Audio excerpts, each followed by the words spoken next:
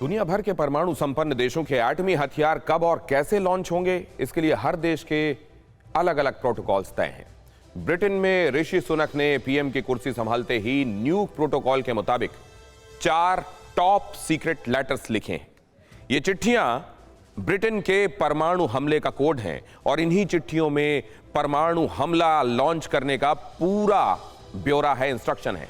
क्या है इन चिट्ठियों की इनसाइड स्टोरी और दुनिया, अमेरिका, रूस जैसे देशों में क्या होता है यह जानना चाहती है। न्यूक स्ट्राइक का पूरा प्रोटोकॉल एक्चुअली क्या होता है, इस रिपोर्ट में देखिए। ब्रिटेन का पीएम बनने के बाद ऋषि सुनक ने 4 सीक्रेट चिट्ठियों में क्या लिखा?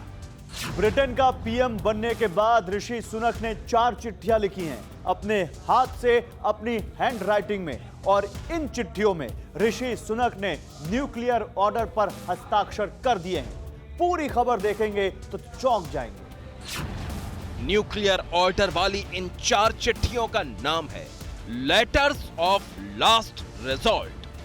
यूनाइटेड किंगडम के पीएम ने ये 4 चिट्ठियां ब्रिटिश बैलिस्टिक मिसाइल से लैस सबमरीन के कमांडिंग ऑफिसर्स के नाम लिखी हैं। ऋषि सुनक की ये चारों चिट्ठियां लिफाफे में सील बंद हैं और ये चिट्ठियां हैं न्यूक्लियर सबमरीन के कमांडिंग ऑफिसर्स के लिए।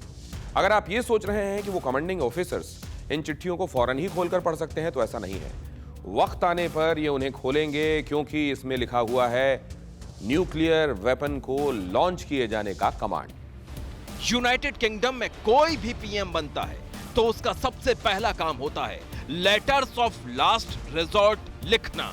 इन चिट्ठियों में लिखा होता है कि अगर ब्रिटेन पर एटम बम से हमला हो जाए और उस हमले में ब्रिटेन की सरकार खत्म हो जाए तो क्या करना है। अगर एटम बम के हमले में ब्रिटेन के प्रधानमंत्री और पीएम के बाद सेकंड इन कमांड की भी मौत हो जाए तो क्या एक्शन लेना है। अगर एटम बम से हमला हुआ और हालात इतने भयानक हो गए तो ब्रिटेन की जमीन पर कुछ बाकी नहीं बचेगा, लेकिन तब भी गहरे पानी में छिपी बैठी न्यूक्लियर सबमरीन बची रहेंगी। इसलिए लेटर्स ऑफ लास्ट रिजॉर्ट उन सबमरीन के कमांडर्स को लिखा जाता है जहां यूनाइटेड किंगडम के न्यूक्लियर वॉर हेड तैनात हैं। ये लेटर न्यूक्लियर सबमरीन के कमांडर्स को ब्रिटिश पीएम का लिखा आखिरी आदेश माना जाता है, इसलिए सीक्रेट लेटर को कभी खोला ही नहीं जाता। ये बहुत सीक्रेट लेटर होता है, टॉप सीक्रेट लेटर होता है, जिसमें कि हर प्रधानमंत्री लिखता है पद लेने के बाद, और पिछले प्रधानमंत्री का लिखा हुआ लेटर को बिना पढ़े हुए डिस्ट्रॉय कर दिया जाता है, बिना खोले हुए डिस्ट्रॉय कर दिया जाता है। लेकिन ये पत्र लिखने से पहले प्रधानमंत्री की पूरी ब्रीफिंग होती है कि जो बैलिस्टिक मिसाइल्स हैं, ट्राइडेंट मिसाइल्स हैं, ये क्या है, इनका क्या असर होता है, इनका क्या इफेक्ट होता है, ताकि वो पूरी तरह समझे। तो ब्रिटेन के इतिहास में ऐसा आज तक नहीं हुआ जब लेटर्स ऑफ लास्ट रिजॉर्ट को खोलने की जरूरत पड़ी हो। जब ब्रिटिश पीएम का कार्यकाल पूरा हो जाता है तो पुरानी चिट्ठी को बिना पढ़े फाड़कर नष्ट कर दिया जाता है और उसकी जगह नए पीएम के सीक्रेट आदेश वाली चिट्ठी ले लेती है। यूनाइटेड किंगडम के पास न्यूक्लियर वॉरहेड से लैस 4 न्यूक्लियर सबमरीन हैं, इसलिए ऋषि सुनक ने फाइनल ऑर्डर वाली 4 सीक्रेट चिट्ठियां लिखी हैं। अब समझिए कि ये सीक्रेट लेटर कब खोले जा सकते हैं। अगर समुद्र में छिपी न्यूक्लियर सबमरीन के कमांडर को अपने देश पर न्यूक्लियर हमला होने की पक्की खबर मिलती है तो वो यूके की सरकार से संपर्क साधने की हर मुमकिन कोशिश करता है। हर कोशिश नाकाम होने के बाद आखिरी कोशिश रेडियो सिग्नल भेजकर की जाती है, और इसके बावजूद अगर संपर्क नहीं हो पाता, न्यूक्लियर सबमरीन के कमांडर को कोई ऑर्डर नहीं मिलता, तो फिर वो ब्रिटेन के पीएम के लेटर ऑफ लास्ट रिजॉर्ट को पढ़ सकता है। ब्रिटिश सेना के पास ट्राइडेंट परमाणु मिसाइलों से लैस 4 बेहतरीन पनडुब्बियां हैं, जिनमें से एक नॉर्थ अटलांटिक महासागर में हमेशा तैनात रहती है। ये केवल एक इशारा मिलने पर न्यूक्लियर हमला कर सकती है। ब्रिटेन के पीएम के लेटर्स ऑफ लास्ट रिसॉर्ट में 4 तरह के ऑर्डर हो सकते हैं। इसमें यूके के एटम बम से पलटवार करने का ऑर्डर लिखा हो सकता है, या यह भी हो सकता है कि यूके के प्रधानमंत्री ने एटम बम इस्तेमाल करने से मना किया हो।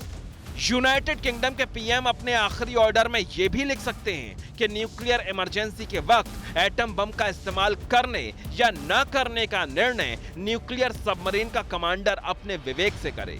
या इसमें एक ऑप्शन ये भी हो सकता है कि यूके की सरकार से संपर्क नहीं होने पर यूके की न्यूक्लियर सबमरीन को कमांडर ऑस्ट्रेलिया या अमेरिका की कमान में रखे।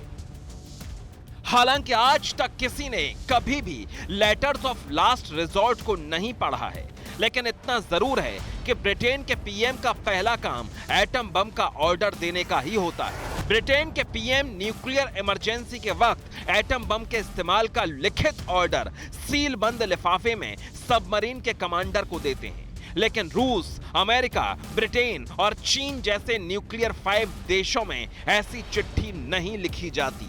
इन देशों में एटम बम का बटन इन देशों के सुप्रीम लीडर के ब्रीफकेस में रहता है। लेकिन सवाल यह है कि इन न्यूक्लियर हथियारों के इस्तेमाल को लेकर प्रोटोकॉल्स क्या हैं, नियमावली क्या कहती है, हथियारों के इन जखीरे की चाबी किसके पास होती है, और साथ ही ये भी कि अमेरिका में, ब्रिटेन में, रूस में और चीन में इन हथियारों का बटन कौन दबा सकता है।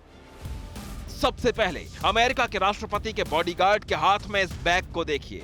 इसे न्यूक्लियर फुटबॉल कहते हैं। अमेरिकी सिस्टम में परमाणु हथियार इस्तेमाल करने का आदेश सिर्फ एक इंसान दे सकता है, और वो है देश का राष्ट्रपति। इसलिए जहां जहां अमेरिकी प्रेसिडेंट जाते हैं, उनके साथ साथ एटम बम के बटन वाला ब्रीफकेस यानी न्यूक्लियर फुटबॉल भी चलता है। ब्लैक लेदर के इस ब्रीफकेस में इमरजेंसी कॉन्टैक्ट के उपकरण होते हैं, जिसके जरिए हर तरह का कनेक्शन कट जाने पर भी अमेरिका के राष्ट्रपति अपने सलाहकारों से बात कर सकते हैं। इस ब्रीफकेस में कार्टून की एक किताब जैसा नोट भी होता है, जिसमें ग्राफिक्स के जरिए वॉर प्लान, परमाणु मिसाइलों और उनके टारगेट का ब्यौरा रहता है। इसमें यह भी ब्यौरा होता है कि हमला हुआ तो कितने लोगों के मारे जाने की आशंका है। लेकिन अमेरिकी राष्ट्रपति भी सिर्फ इस न्यूक्लियर फुटबॉल के जरिए एटम बम लॉन्च करने की कमांड नहीं दे सकते। इस ऑर्डर से पहले अमेरिका के प्रेसिडेंट को सबमरीन के कमांडर को एक खास कोड बताना पड़ता है। ये कोड एक बिस्कुट नुमा प्लास्टिक कार्ड में होता है, जो अमेरिका के प्रेसिडेंट हमेशा अपने साथ रखते हैं। ऐसे ही तो ब्रीफकेस रूसी प्रधानमंत्री और रूसी रक्षा मंत्री के पास भी होते हैं, लेकिन परमाणु हमले का आदेश सिर्फ रूस के राष्ट्रपति ही दे सकते हैं।